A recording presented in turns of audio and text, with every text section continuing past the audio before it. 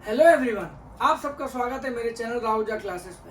बच्चों, last session में हमने अपनी सीरीज शुरू करी थी, सीरीज फॉर अकाउंटिंग रेशियोज। मेरी रिक्वेस्ट होगी आप उसको पहले जरूर देखिएगा इस वीडियो को देखने से पहले। लास्ट सेशन में हमने क्या डिस्कस किया था बच्चों? हमने अकाउंटिंग फॉर रेशियोज डिस्कस की थी, जिसमें मैंने आपको टाइप्स ऑफ अकाउंटिंग रेशियोज बताई थी, जिसमें मैंने आपको बताया था liquidity ratio, profitability ratio, long term solvency ratio और आपको turnover ratio, activity ratio, performance ratio के बारे में आपको मैंने बताया था। आज हम उसमें से एक कैटेगरी को पूरा डिटेल में एक्सप्लेन करेंगे। बच्चों, मैंने आपको ये भी लास्ट सेशन में बताया था कि रेशियोज किस फॉर्म में एक्सप्रेस होती है, तो प्लीज इस वीडियो की बेटर अंडरस्टैंडिंग के लिए आप पिछली वीडियो को जरूर देखिएगा। चलिए, आज की हमारी अकाउंटिंग रेशियो की जो पहली कैटेगरी है, फर्स्ट कैटेगरी, वो है लिक्विडिटी रेशियो। बच्चों, लिक्विडिटी रेशियो का मतलब क्या होता है? Short term solvency ratio. Short term solvency मतलब एक बिजनेस जब वो रन करते हैं तो डे टू डे खर्चे करते हैं, डे टू डे एक्सपेंसेस करते हैं, उसको डे टू डे चलाने के लिए बहुत सारी ऑब्लिगेशन को मीट करना पड़ता है। और क्या उन ऑब्लिगेशन को मीट करने के लिए हमारे पास इतना पैसा है, इतनी साउंडनेस है कि हम वो ऑब्लिगेशन पे कर सकते हैं? ये करंट रेशियो से पता लगता है, लिक्विडिटी रेशियो से पता लगता है। बच्चों, मेरी आपसे एक रिक्वेस्ट होगी, फाइनेंशियल स्टेटमेंट चाहे सोल प्रोप्राइटर के हो, चाहे पार्टनरशिप के हो, चाहे कंपनी के हो, तरीका सबका अलग है, पर मकसद एक ही है कि आपको प्रॉफिट में निकले। बट सिर्फ प्रॉफिट होना, सिर्फ बैलेंस शीट में कैश होना, बैंक होना, does not reveal the true health of a business. One need to analyse the business and financial statement through various technique, and one of the technique is accounting ratio. तो पहले हम ये जान लें कि हम ये रेशियो क्यों पढ़ रहे हैं। भैया, रेशियो पढ़ने का एक ही मकसद है कि बिजनेस को के बारे में हम डिसीजन ले सके क्रूशल, जो हमें सिर्फ फाइनेंशियल स्टेटमेंट देख को नहीं मिलते। तो आज हम अकाउंटिंग रेशियो के तहत पहली कैटेगरी समझेंगे, लिक्विडिटी रेशियो, जिसे हम शॉर्ट टर्म सॉल्वेंसी रेशियो बोलते हैं, जिसका बेसिक मकसद यही होता है कि आज हमारे बिजनेस की शॉर्ट टर्म पोजीशन क्या है, एक प्रेजेंट सिनारियो में क्या वो अपनी शॉर्ट टर्म ऑब्लिगेशन को पे करने की पोजीशन में है या नहीं है, या फंड्स आइडल तो नहीं पड़े। इस पर भी हम देखेंगे डिटेल में। इसकी पहले इसके टाइप समझें। लिक्विडिटी रेशियो के अंदर आपकी दो रेशियो आती है बच्चों, एक आती है करंट रेशियो और एक आपकी आती है क्विक रेशियो, लिक्विड रेशियो और एसिड टेस्ट रेशियो। ठीक है जी। ये लिक्विड रेशियो के अंदर ये एक बड़ी कैटेगरी है। इसके अंदर दो रेशियोज आती है, एक करंट रेशियो, एक quick ratio, oblique liquid ratio, oblique acid test ratio. ये इसके नाम है बच्चों, डिफरेंट, काम एक ही करती है। ठीक है जी। देखो जी, आपके पास बैलेंस शीट है। अब बैलेंस शीट में यहाँ कैश बहुत अच्छा है, बैंक भी बहुत अच्छा है, अमाउंट आपके पास बहुत बड़ा है, पर जरूरी नहीं है कि आपके बिजनेस की पोजीशन सही हो। उसके लिए हमें चेक करना पड़ेगा उसको इंग्रेडिएंट को कि हमारी करंट ऑब्लिगेशन कैसी है। हमारे पास बहुत सारे वेरियस डिसीजंस होते हैं जो हमें लेने पड़ते हैं, जो सिर्फ इन दो के प्रेजेंट होने की वजह से नहीं लिए जा सकते। और इसलिए हम क्या बोलते हैं? Analysis of financial statement. अब हम करंट रेशियो को पढ़ने की डिटेल बात करते हैं। ठीक है जी। अब करंट रेशियो को अगर हम डिटेल में पढ़ेंगे बच्चों, तो यहाँ पे हमें कुछ बातें समझनी पड़ेंगी कि करंट रेशियो का मतलब क्या होता है। करंट रेशियो की कंप्यूटेशन की बात करें तो करंट रेशियो का फॉर्मूला होता है current asset upon current liability. पर बच्चों, सिर्फ कंप्यूटेशन ही की नहीं है। मैंने आपको पहले भी लास्ट सेशन में बोला था, कंप्यूटेशन एक अलग चीज है और 12th में बच्चे सिर्फ इतना ही सीमित रह जाते हैं, बट एक्चुअली इसका मतलब एनालिसिस ऑफ फाइनेंशियल स्टेटमेंट से है। तो यहाँ पे हमें करंट एसेट का मतलब मीनिंग पता होना चाहिए, करंट लायबिलिटी का मीनिंग पता होना चाहिए, और ये रेशियो क्या आपको रिवील करती है, इसकी आइडल रेशियो क्या होती है, और बिजनेस हम कैसे अपने लिए डिसीजन ले सकता है इस पर्टिकुलर एक रेशियो को कैलकुलेट करके। ये सारी बातें जाननी बहुत जरूरी है। तो सबसे पहले हम क्या करेंगे बच्चों, इसको समझने के लिए इसके इंग्रेडिएंट को समझेंगे डिटेल में, बिल्कुल डेप्थ में। एक बात याद रखिएगा बच्चों कि जो कंपनी के फाइनल अकाउंट होते हैं वो शेड्यूल के अकॉर्डिंग होते हैं और एज पर कंपनीज एक्ट 2013 होते हैं। तो कई बार उसमें नेम जो होते हैं वो डिफरेंट यूज किए जाते हैं, और सोल प्रोप्राइटर के केस में और पार्टनरशिप के केस में वो हेड डिफरेंट होता है, बट दोनों का मतलब सेम होता है। एक फॉर्मेट एज पर एक्ट है 2013 और एक नॉर्मल तरीके से बैलेंस शीट बनती है। ठीक है जी। सबसे पहले हम मीनिंग क्लियर करते हैं। करंट रेशियो हम सीख रहे हैं, इसके लिए हमारे को करंट एसेट का मतलब पता होना चाहिए, करंट लायबिलिटी का मतलब पता होना चाहिए, वर्किंग कैपिटल का मतलब पता होना चाहिए, और ऑपरेटिंग साइकिल का मतलब पता होना चाहिए। अगर आपको ये मतलब नहीं पता तो आगे आप कोई फायदा नहीं अगर आप इसकी कंप्यूटेशन सीख भी लोगे। अगर आप नॉर्मल क्लास में कहीं से पूछोगे कि करंट रेशियो क्या होता है, तो लोग बोलेंगे current asset upon current liability. Current asset का टोटल आपको गिवन होगा, करंट लायबिलिटी का टोटल आपको गिवन होगा, नहीं तो निकाल लोगे, इन दोनों को ऐड करोगे, डिवाइड करोगे, आंसर आ जाएगा। अब आंसर कैसे एक्सप्रेस किया जाता है? जनरली 2/1, 3/1, 4/1, इसे हम बच्चों प्योर रेशो बोलते हैं। जब भी रेशो ऐसे निकाली जाती है 2/1, 3/1, 4/1, तो उसे प्योर रेशो बोलते हैं। सो करंट रेशो आपकी कैसे निकाली जाती है? प्योर फॉर्म में। आई रिपीट दिस कि जो रेशो किस फॉर्म में एक्सप्रेस की जाती है वो जरूर नोट कर लीजिएगा। तो करंट रेशो आपकी प्योर फॉर्म में रिकॉर्ड की जाती है, विच मीन्स 2/1, 3/1, 4/1 और 5/1। ठीक है जी। अब इसके मतलब समझने से पहले हम क्या करते हैं, current asset, current liability, working capital, operating cycle, इनके मतलब समझते हैं। आसान भाषा में करंट एसेट का क्या मतलब होता है बच्चों? कैश या कैश इक्विवेलेंट, क्योंकि शॉर्ट टर्म पोजीशन की बात करते हैं तो कैश एंड कैश इक्विवेलेंट, या कोई भी चीज, कोई भी एसेट जो आपको 12 महीने में कैश और कैश इक्विवेलेंट में कन्वर्ट हो जाएगा, यानी कि 12 मंथ्स के अंदर अंदर वो कन्वर्ट हो जाएगा कैश एंड कैश इक्विवेलेंट की फॉर्म के अंदर। Cash and cash equivalent itself, जैसे कि यहाँ पे बैंक, मार्केटेबल सिक्योरिटीज, ये सारे कैश एंड कैश इक्विवेलेंट के अंदर आ जाते हैं। प्लस वो सारे एसेट जो 12 मंथ्स के अंदर कन्वर्ट हो जाएं बच्चों कैश और कैश इक्विवेलेंट में, उसे हम क्या बोलते हैं? Current asset. ये बड़ा प्यारा पॉइंट है। इसमें एक चीज और ऐड कर देते हैं बच्चों, जो भी एसेट अपनी ऑपरेटिंग साइकिल के नीचे, यानी पहली बात तो ऑपरेटिंग साइकिल का मतलब क्या होता है, फिर मैं आपको एक पॉइंट समझाऊंगा। ऑपरेटिंग साइकिल का मतलब क्या होता है बच्चों? एक प्रोडक्ट की जर्नी एक रॉ मटेरियल से शुरू होती है, ठीक है जी, खत्म किस पे होती है? फिनिश गुड पे। और बीच में क्या कहलाता है वो? Work in progress. यानी जब भी आप कोई प्रोडक्ट मैन्युफैक्चर करते हो तो रॉ मटेरियल से शुरू करते हो, फिनिश गुड पे खत्म करते हो, बीच में वर्क इन प्रोग्रेस कहलाता है, ठीक है जी। अब यहाँ पे फिनिश गुड के बाद वो क्या होता है बच्चों? आप उसे सेल करते हो, सपोज करो क्रेडिट सेल के फॉर्म में किया, यानी एक तरह का डेटर बन गया, ठीक है जी, और फिर कैश रिलाइज हो गया। तो एक कितना टाइम एक प्रोडक्ट की कन्वर्जन में लगा from raw material then into finish good, then into credit sale and then into cash realise, ये कितना टाइम लगेगा? This is called operating cycle. Operating cycle मतलब एक पूरी चक्कर कि रॉ मटेरियल शुरू हुआ था, रॉ मटेरियल से करते करते करते वो कैश रिलाइज में कैसे फर्म को देगा, that is called operating cycle. अब बच्चों ऑपरेटिंग साइकिल एसेट की भी होती है, ठीक है जी। मान लो एक एसेट को 11 महीने लगते हैं कैश में कन्वर्ट होने के लिए, जैसे स्टॉक, ठीक है जी, तो 11 महीने उसकी ऑपरेटिंग साइकिल होगी। अब कई बार क्या होता है, एक साल से ज्यादा भी ऑपरेटिंग साइकिल हो सकती है। अगर क्वेश्चन में कभी गिवन ना हो तो हमें ऑपरेटिंग साइकिल 12 महीने ही लेनी है, पर कई बार 12 महीने से ऊपर भी ऑपरेटिंग साइकिल हो सकती है किसी एक पर्टिकुलर स्टॉक की। उस केस में क्या होगा, अगर वो उस ऑपरेटिंग साइकिल से अगर उसकी ऑपरेटिंग साइकिल 14 महीने है और वो आपको 13 महीने में पैसा कैश रिलाइज कर देता है, यानी अगर वो कैश एंड कैश इक्विवेलेंट में अपनी ऑपरेटिंग साइकिल से कम में हो जाता है, तो भी उसे क्या बोलेंगे? Current asset. तो सारे एसेट 12 महीने के अंदर, ऐसे बहुत सारे एसेट हैं बच्चों जो 12 महीने से ऊपर भी होते हैं, उनका कैश रिलाइज होता है, बट वो करंट एसेट की डेफिनेशन में आ जाते हैं अगर वो ऑपरेटिंग साइकिल के कम में from the date of balance sheet cash में कन्वर्ट हो जाए। तो अगर मैं इसको आसान भाषा में कन्वर्ट करूं, ये बड़ा इंपॉर्टेंट पॉइंट है और इसके लिए मैं एक सेपरेट पूरा सेशन लूंगा जब मैं बैलेंस शीट के हेड्स आपको कराया करूंगा। तो उसमें क्या है जी, करंट एसेट का मतलब क्या है? कैश एंड कैश इक्विवेलेंट, यानी बैंक और मार्केटेबल सिक्योरिटी, प्लस आपका आ गया क्या कहते हैं, जो भी एसेट आपका 12 महीने में कैश और कैश इक्विवेलेंट में कन्वर्ट हो जाए।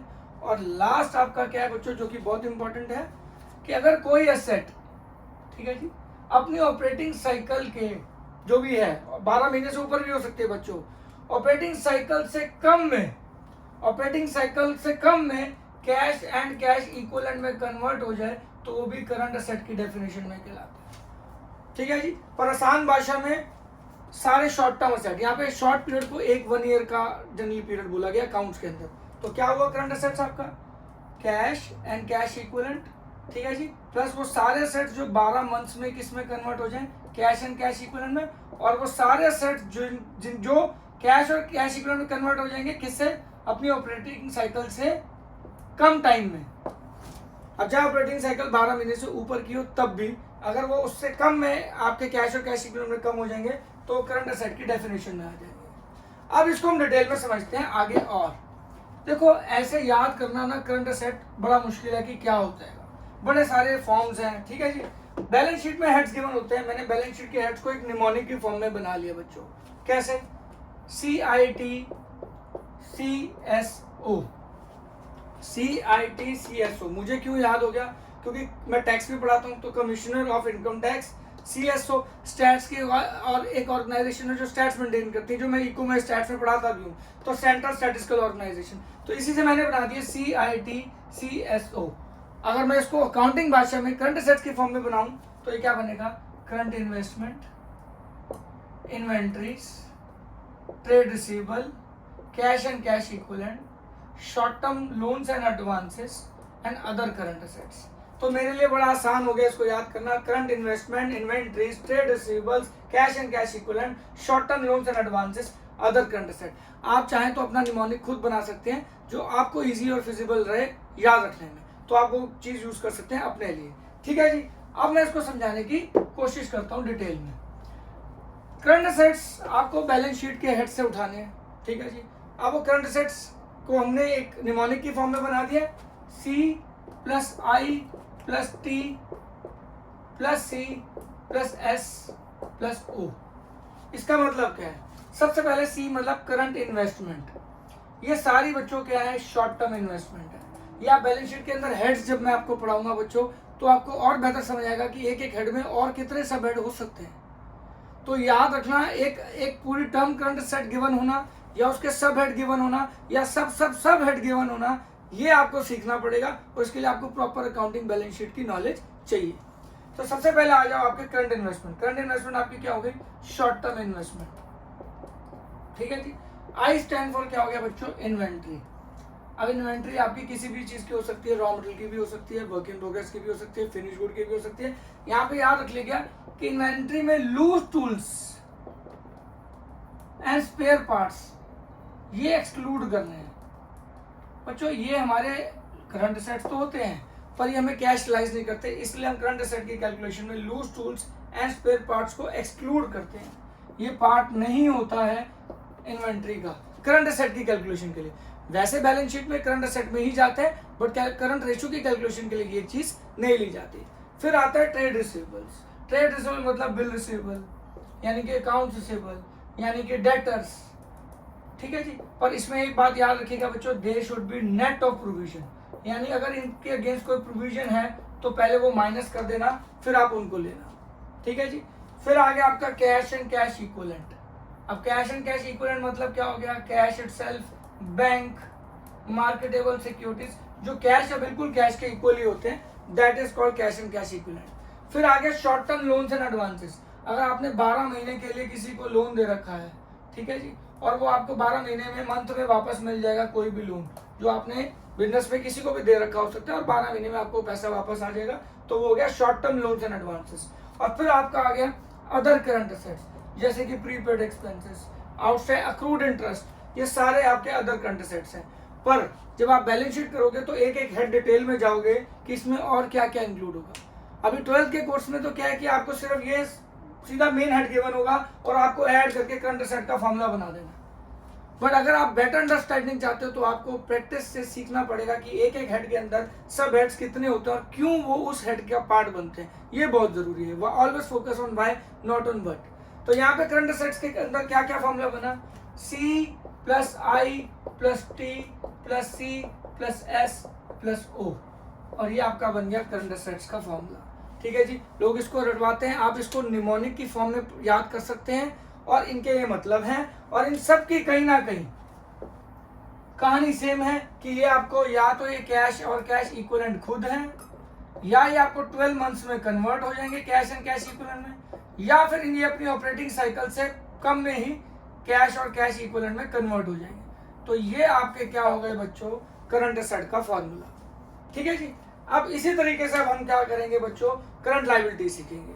ठीक है जी, ये मैं अभी आपको क्या सिखा रहा हूँ बच्चों, कंप्यूटेशन। जैसे ही कंप्यूटेशन हो जाएगी फिर मैं आपको आइडियल रेशियो पे जाऊंगा, फिर मैं आपको बताऊंगा ये रेशियो बताती क्या है, और फिर हम उससे बिजनेस के डिसीजंस कैसे ले सकते हैं। तब आप एक रेशियो समझोगे डिटेल में। आप ये सोचिए कि कितना कुछ एक रेशियो में है डिटेल में समझने के लिए। चलिए, क्योंकि आपकी जो ये एनालिसिस ऑफ रेशियो है वो सिर्फ कंप्यूटेशन पे डिपेंड नहीं करती बच्चों, वो उसकी प्रॉपर इंटरप्रिटेशन और उसके मीनिंग को समझ के एनालाइज करना जाता है। अगर आप उसका मीनिंग नहीं जानते तो फिर आप खाली कंप्यूट करके ये आपके लिए एक वेस्ट है, इसका कोई आपको फायदा नहीं होने वाला। ठीक है जी, तो अभी तो हमने करंट असेट का मतलब समझ लिया। सिमिलरली अगर हमें करंट लायबिलिटी का मतलब समझना है तो क्या है, करंट लायबिलिटी का मतलब वो कोई भी लायबिलिटी जो हमें 12 मंथ्स में पे ऑफ करनी है या अपनी ऑपरेटिंग साइकिल खत्म होने से पहले पहले वो पे ऑफ हो जाए। ठीक है जी, आसान भाषा में 12 महीने से अंदर के अंदर कोई भी ऑब्लिगेशन, कोई भी बिजनेस की ऑब्लिगेशन जो 12 महीने में से कम पीरियड में पे ऑफ हो जाए या अपनी ऑपरेटिंग साइकिल से पहले खत्म होने से पहले वो पे ऑफ हो जाती है तो वो आपकी करंट लायबिलिटी कहलाती है। अब करंट लायबिलिटी को हमने बच्चों फॉर्म में उतार रखा है, इसका भी निमोनिक बना रखा है। ठीक है जी, क्या है? स्टॉस। मैं बार बार बोल रहा हूँ, आप अपने निमोनिक्स खुद बना सकते हैं जो आपको सूट करे।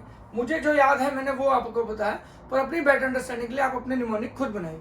तो स्टॉस, अब स्टॉस का मतलब क्या होता है? यहाँ पे सबसे पहले शॉर्ट टर्म बोरोइंग्स। ठीक है जी, जो भी आपने 12 महीने से कम में पे ऑफ करनी है। As a business we should always take ourselves as a business. As a business जो भी आपने पैसा ले रखा है और 12 महीने के अंदर लोन आपको पे ऑफ करना है, that is short term borrowings. फिर आ गया ट्रेड पेबल्स, ये आपके हो गए अकाउंट पेबल एंड क्रेडिटर्स, ये आपकी अदर करंट लायबिलिटी। बच्चों जब आप इसका बैलेंस शीट में हेड पढ़ोगे ना तो इसमें पेपर में बहुत सारी चीजें आती हैं। Interest accrued but not due, interest accrued but due. अब ये क्या है ये तो मैं बैलेंस शीट के हेड में बताऊंगा, पर अदर करंट लायबिलिटी में बहुत सारी लायबिलिटीज आती हैं जो आपको पेपर में पूछी भी जाती हैं और आपको पता भी होनी चाहिए। बट फॉर द टाइमिंग, क्योंकि अभी हम करंट रेशो कर रहे हैं तो उसके हेड के लिए आप सीधा सीधा इसको याद कर सकते हैं। फ्यूचर में मैं जरूर इसको एक्सप्लेन करूंगा आपको इन डिटेल। तो ये हो गया शॉर्ट टर्म बोरिंग, ये हो गया ट्रेड पेबल्स, ये हो गया अदर करंट लायबिलिटी, और ये आ गया शॉर्ट टर्म प्रोविजन। ठीक है जी, शॉर्ट टर्म प्रोविजन यानी हर चीज के आगे आप देखो शॉर्ट टर्म वर्ड है। शॉर्ट टर्म मतलब शॉर्ट टर्म सॉल्वेंसी रेशियो। तो बेसिकली आपको ये 1 ईयर को ही इन्होंने कंसिडर कर रखा है, 12 मंथ्स को ये शॉर्ट टर्म की फॉर्म में कर रखा है। यानी कि अगर पैसा पैसा 12 महीने में कन्वर्ट हो जाए तो करंट असेट, और कोई भी ऑब्लिगेशन टू पे इज नोन एज लायबिलिटी, और अगर वो विद इन 12 मंथ हो जाए तो वो करंट लायबिलिटी बन जाती है। यानी कोई भी ऑब्लिगेशन टू पे जो कि 12 महीने के अंदर पे ऑफ करनी हो या फिर अपनी ऑपरेटिंग साइकिल के अंदर ही उसे पे ऑफ कर दिया जाए तो करंट लायबिलिटी है। और इसका शॉर्ट निमोनिक मैंने क्या बनाया बच्चों? स्टॉस। ठीक है जी, शॉर्ट टर्म बोरिंग्स जो हम करते हैं जो एक 12 महीने के अंदर पे ऑफ करने हैं, trade payables, other current liability, short term provision. यानी कि देखा जाए तो करंट असेट का मतलब क्या था? C plus I plus T plus C plus S plus O. ठीक है जी, करंट लायबिलिटी का मतलब क्या था? S plus T plus O plus S. इनको आप ऐड करके इन दोनों को डिवाइड कर देंगे तो आपका जो आंसर आएगा वो क्या हो जाएगा बच्चों? Current ratio. तो current ratio is equal to में current asset upon current liability, जो कि इन दोनों का टोटल आ जाएगा। और अगर मान लो ये आती है 3:1, 3/1, 2/1, 1/1, तो ये क्या इंटरप्रेट करती है? अब ये क्या इंटरप्रेट करती है, जरा इसको ध्यान से समझिएगा बच्चों, ये बहुत इंपॉर्टेंट बात है कि ये क्या इंटरप्रेट करती है। इसका मतलब क्या है बच्चों? ध्यान से सुनिएगा। अगर ये आपका आंसर आता है 3/1, इसका मतलब क्या है कि अगर 1 रुपए की करंट लायबिलिटी आपको पे करनी है तो आपके पास 3 रुपए के करंट असेट है। अगर 1 रुपए की करंट लायबिलिटी आपको पे ऑफ करनी है तो आपके पास 2 रुपए के करंट असेट है। और आपको 1 रुपए की करंट लायबिलिटी पे ऑफ करनी है तो आपके पास 1 रुपए का करंट असेट है। यानी कितने गुना आपके पास असेट पड़े अपने शॉर्ट टर्म, अपनी करंट ऑब्लिगेशन को, शॉर्ट टर्म ऑब्लिगेशन को पे ऑफ करने के लिए। ये हमारी क्या देती है? करंट रेशियो आपको बताती है। तो करंट रेशियो का एक्चुअल मतलब यही है कि शॉर्ट टर्म ऑब्लिगेशन आप कितना आपके पास असेट है, अपने शॉर्ट टर्म असेट, अपनी शॉर्ट टर्म ऑब्लिगेशन को पे ऑफ करने के लिए। तो 1 रुपए के पॉइंट से हमको ये समझाती है कि 1 रुपए की करंट लायबिलिटी है तो कितने शॉर्ट टर्म असेट है। अब इसमें आइडल रेशियो क्या होता है? ये तो हमारी हो गई कंप्यूटेशन में तो आपको सिंपल फॉर्मूला लगाना है और आंसर निकाल देना। अब इसका मतलब क्या है, और पेपर में कोई वाइवा में आपसे पूछा जाए कि ये क्या बताती है। ठीक है जी, अब जरा इसका एनालिसिस पार्ट समझने की कोशिश करते हैं। ठीक है, कैसे? With ideal ratio. अब ये आइडियल रेशियो क्या चीज है, इसको हम समझने की कोशिश करते हैं। देखो जी, करंट रेशियो का फॉर्मूला क्या होता है? करंट असेट अपॉन में current asset upon current liability, जैसे कि 2:1। ये हमारी जनरली बच्चों क्या होती है? Ideal ratio. अब आइडियल रेशियो मतलब क्या होता है कि बच्चों जनरली 1 रुपए की करंट लायबिलिटी को पे ऑफ करने के लिए 2 रुपए के करंट असेट होना जरूरी है। 1 रुपए की करंट लायबिलिटी को पे ऑफ करने के लिए 2 रुपए के करंट असेट होना बहुत जरूरी है। ठीक है जी, जैसे कि अगर मान लो ये 3:1 निकले, मतलब क्या है कि 1 रुपए की करंट लाइबिलिटी के लिए 2 रुपए के 3 रुपए के करंट एसेट है, मतलब क्या हो सकता है, करंट एसेट बड़ा है। अब करंट एसेट देखो कई लोग कहते हैं जितनी बड़ी होगी उतनी बेटर होगी, ठीक है जी। तो सवाल ऐसा नहीं कि सिर्फ बड़ी है तो बेहतर होगा, बड़ी होना भी नुकसान है, छोटी होना भी नुकसान है। इसको मैं प्रूव करके दिखाता हूँ। देखो जी, अगर मान लो ये 3/1 आती है, मतलब क्या है कि करंट एसेट न्यूमरेटर बड़ा है डिनोमिनेटर से, ठीक है जी। अब अगर न्यूमरेटर बड़ा है डिनोमिनेटर से, क्या है, तो हो सकता है आपकी अनसोल्ड स्टॉक ज़्यादा अवेलेबल है, ठीक है जी। डेटर आपके ज़्यादा अवेलेबल है, मतलब डेटर आपका पैसा डेटर की फॉर्म में अटका हुआ है, कैश मिला तो नहीं ना। तो ये न्यूमरेटर बड़ा होना अच्छा साइन नहीं है बिजनेस के लिए। आपको दिख रहा है कि आपके पास करंट एसेट ज़्यादा है, पर आपका पैसा स्टॉक में ब्लॉक है, आपका पैसा डेटर में ब्लॉक है, तो फिर आपके लिए अच्छा कैसे हुआ। तो ज़रूरी नहीं है कि लोग कहते हैं बेहतर जितनी बड़ी होगी उतनी बेहतर होगी ना। आइडल 2:1 है कि 1 रुपए की करंट लाइबिलिटी के लिए 2 रुपए का ही करंट एसेट होना चाहिए। अगर 1 रुपए से अगर वो 2 रुपए से ज़्यादा है तो इसका मतलब कहीं ना कहीं फंड्स ब्लॉक्ड है, या फिर अगर कैश और वाकई में कैश एंड कैश इक्विवेलेंट ज़्यादा पड़ा है तो इसका मतलब आपके फंड्स आइडल पड़े हैं, वो भी तो खराब है। क्योंकि उससे अच्छा तो उन फंड्स को आप इन्वेस्ट कर दो। अगर आप उन फंड्स को इन्वेस्ट करते हो तो आपको कुछ और रिटर्न मिल जाएगा। तो आपको तो अपॉर्चुनिटी कॉस्ट के हिसाब से नुकसान हो रहा है, तो आपको ये भी ध्यान रखना पड़ेगा कि भाई फंड्स आइडल ना पड़े। तो न्यूमरेटर ज़्यादा बड़ा होना, करंट एसेट ज़्यादा होना भी और फर्म के लिए, ऑर्गेनाइजेशन के लिए अच्छी बात नहीं है। और अगर ये कम होगा, मानो कि ये 1:1 या 0.5:1, ये तो आपकी शॉर्ट टर्म सॉल्वेंसी के लिए खतरा है कि आप लॉन्ग टर्म तो दूर, आप अपनी शॉर्ट टर्म सॉल्वेंसी भी पूरी नहीं कर पा रहे, कि आपके पास अपनी 1 रुपए की करंट लाइबिलिटी पे ऑफ करने के लिए 1 रुपया ही पड़ा है। फ्यूचर में कुछ भूल चुक होगी तो आपका नुकसान हो सकता है। आपको अगर ये 0.5:1 है तो 1 रुपए की करंट लाइबिलिटी के लिए सिर्फ 0.5 रुपीज़ है, ये और नुकसान है। तो आप यहाँ समझ सकते हैं कि सिर्फ करंट एसेट ज़्यादा होना या करंट लाइबिलिटी ज़्यादा होना यही बिजनेस के लिए सफिशिएंट नहीं है। इसको रेशो की फॉर्म में हम चेक कर सकते हैं कंपेयर करके कि बिजनेस के लिए क्या फायदा है। तो करंट रेशो निकाल तो ली, पर उसका प्रॉपर यूजेज उसकी आइडल रेशो के हिसाब से पड़ा कि अगर वो 2:1 है तो 2:1 आइडल है, तो आइडल क्यों नहीं आई, क्या रीजन है, कम है, ज्यादा है, और बिजनेस में उसके क्या इम्पैक्ट है। तो अगर 3:1 है तो लोग कहें नहीं जी बिजनेस बहुत बढ़िया चल रहा है, पैसा हाथ में बहुत है, अरे पैसा वेस्ट हो रहा है, आइडल पड़ा है, या फिर ब्लॉक ज्यादा है। ये सब देखना पड़ेगा, रूट कॉज ढूंढने पड़ेंगे, वो कुछ भी हो सकते हैं। और अगर कम है फिर तो आपकी शॉर्ट टर्म सॉल्वेंसी वैसे ही खतरे में है कि आपके पास अपनी डे टू डे ऑब्लिगेशन को पे ऑफ करने के लिए पैसा भी नहीं है इमीडिएटली। इसलिए बच्चों, computation of ratio is one thing and उसका analysing part is another thing. And ratio analysis की इंपॉर्टेंस इसलिए बढ़ती जा रही है क्योंकि आजकल सिर्फ आप देख के नहीं बता सकते बैलेंस शीट कि बिजनेस सही चल रहा है या गलत। चलिए बच्चों, अब इस तरीके से हमने यहाँ पे क्या आपको खत्म कराया, करंट रेशो। बच्चों, लिक्विडिटी रेशो के अंदर हमारी दूसरी रेशो जो होती है वो होती है क्विक रेशो और एसिड टेस्ट रेशो, और आपको जिसे हम क्या बोलते हैं, लिक्विड रेशो। जरा इसको ध्यान से समझिएगा, ये लिक्विडिटी रेशो कैटेगरी के अंदर सेकंड रेशो है। मैंने आपको इतना तो समझा ही दिया कि बच्चों सिर्फ कंप्यूटेशन ही आपकी गेम नहीं है। कंप्यूटेशन एक कंसेप्ट है और उसका प्रॉपर उससे इंटरप्रेट करना रिजल्ट एक दूसरा तरीका है, दूसरा पार्ट है, ठीक है जी। अब आज ये लिक्विडिटी रेशो की सेकेंड रेशो, क्विक रेशो और लिक्विड रेशो और एसिड टेस्ट रेशो, ठीक है जी। तीनों का नाम एक ही है और नाम अलग अलग है, काम एक ही है। ये किस में निकाली जाती है बच्चों, प्योर रेशो की फॉर्म में, जैसे कि 1:1, 2:1, ठीक है जी। ये भी उसी की तरह निकाली जाती है जैसे करंट रेशो निकाली जाती है। अब बच्चों क्विक रेशो की बात करें तो क्विक रेशो का फॉर्मूला क्या होता है, quick asset upon current liability. और अगर हम इसे लिक्विड रेशो बोले तो हमारा फॉर्मूला क्या होगा, liquid asset upon current liability, ठीक है बच्चों। सीधी सी बात, यहाँ पे ये और स्ट्रिंजेंट रास्ता है अपनी शॉर्ट टर्म पोजीशन चेक करने का, और स्ट्रिक्ट रास्ता है। जब हम चीज़ों को और स्ट्रिक्ट कर देते हैं कि हमें अभी इमीडिएट कैश हमारे पास कितना है अपनी करंट ऑब्लिगेशन को पे ऑफ करने का, तो उसके लिए हम क्विक रेशो या लिक्विड रेशो लेते हैं। मैं इसको प्रूव करके दिखाता हूँ, ठीक है जी। सबसे पहले आप आइए, क्विक एसेट का मतलब क्या होता है। क्विक एसेट का मतलब क्या होता है, ध्यान से समझिएगा। करंट एसेट्स, करंट एसेट जो हमने बिल्कुल पहले निकालने सीखे, CIT plus CSO minus inventory minus prepaid expenses. तो हमने क्या कर दिया, करंट एसेट्स को और छोटा कर दिया। करंट एसेट्स क्या थे, जो 12 महीने में कैश में कन्वर्ट होने, अब उनको हमने और छोटा कैसे कर दिया, क्योंकि ज़रूरी नहीं है कि इन्वेंट्री जो है बच्चों वो जल्दी बिक जाए, 1 साल में बिके या इमीडिएटली बिक जाए। तो जब वो इमीडिएटली अगर नहीं बिकेगी तो हमने उसको करंट असेट में से क्या कर दिया, माइनस। और प्रीपेड एक्सपेंसेस कभी भी आपको कैश नहीं लाइज करते, जब वो आपको लाइज नहीं करके देंगे तो हमें उसको क्विक फॉर्म में कैश नहीं कन्वर्ट होगा तो उसको हम हटा देंगे।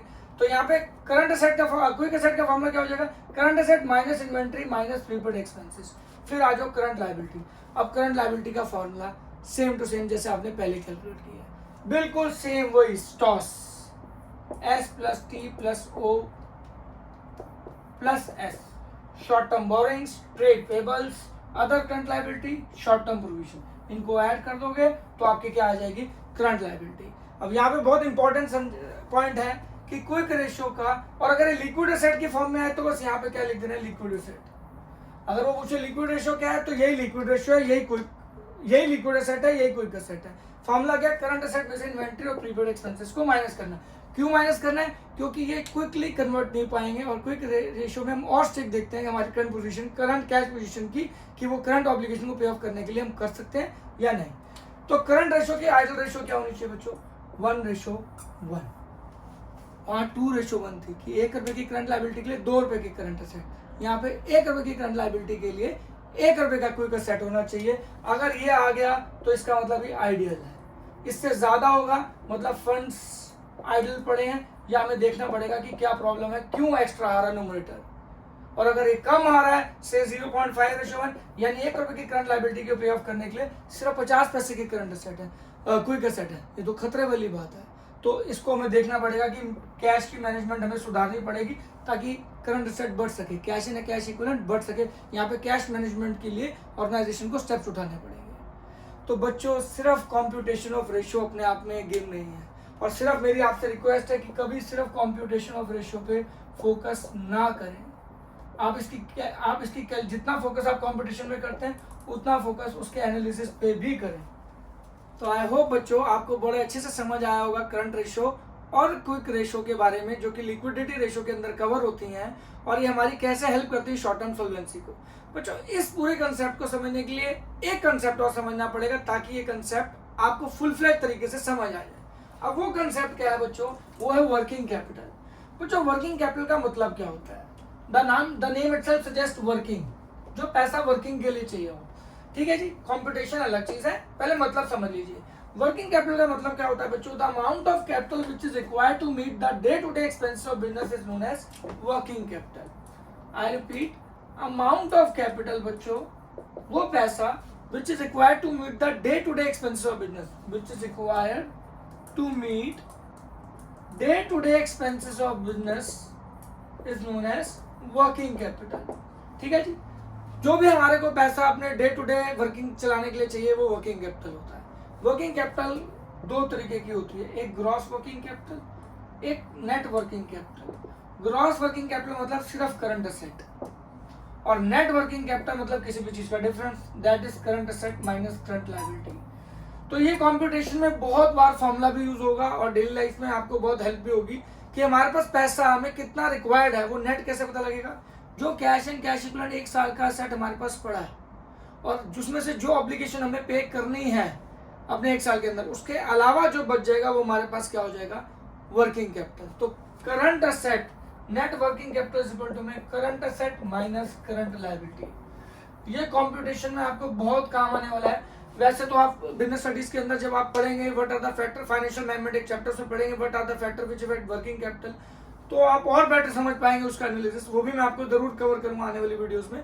But for computation net working capital means current asset minus current liability. Current asset वही जैसे मैंने अभी पिछले सिखाया है आपको कैलकुलेट करना, करंट लायबिलिटी भी जैसे भी सिखाया कैलकुलेट करना, इन दोनों के डिफरेंस को हम बोलते हैं वर्किंग कैपिटल। आई होप बच्चों आज का सेशन आपको बहुत अच्छे से समझ आया होगा। जो भी आपको दिक्कत होगी कमेंट सेक्शन में बताइएगा। मैं बहुत जल्दी बहुत सारी रेशियोज के साथ बाकी कैटेगरी ऑफ रेशियोज के साथ जल्दी आपके पास आऊंगा। तब तक के लिए नमस्कार, bye bye, thank you so much, God bless you all.